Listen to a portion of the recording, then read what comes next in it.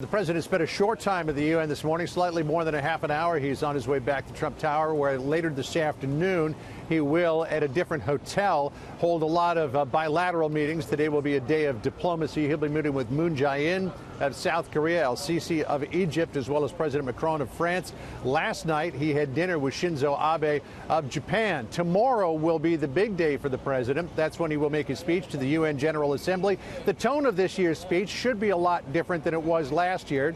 Last year, the highlight was when he called out North Korean leader Kim Jong-un as Little Rocket Man. There won't be any of that language. The president really will more reflect on a speech that he gave last November at the APEC conference in Da Nang, Vietnam, where he talked about sovereignty in terms of putting the interests of the American people first. His national security advisor, John Bolton, talked more about that this morning. Listen here. Well, I just wish I had thought of that line before he delivered it, because I think it really sums up in many respects what the president's policy is focused on. He looks out after the best interest of the American people. They're the ones who elected him. They're the ones he's responsible to. And I think in his speech to the General Assembly on Tuesday, his speech to the Security Council on Wednesday, he's going to try and explain that in respect of a number of things: interference in American politics, interference in our trade relations, how the U.S. exerts sovereignty.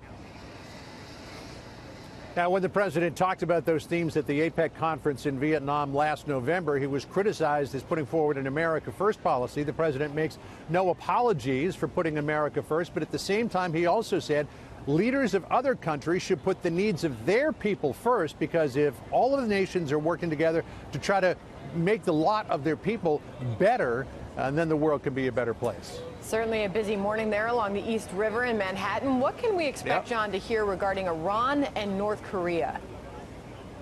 On North Korea, probably just language about how they're trying to make progress on this issue of denuclearization. One of the things he's going to talk with Moon Jae-in about is Moon had a meeting with Kim last week, and the United States is a little concerned that as the relations between the North and the South improve, it could undercut the push toward denuclearization. So I think they'll be talking a lot about that. Now, in terms of Iran, the president will be chairing and speaking to a UN Security Council meeting on Wednesday about the threat posed from Iran.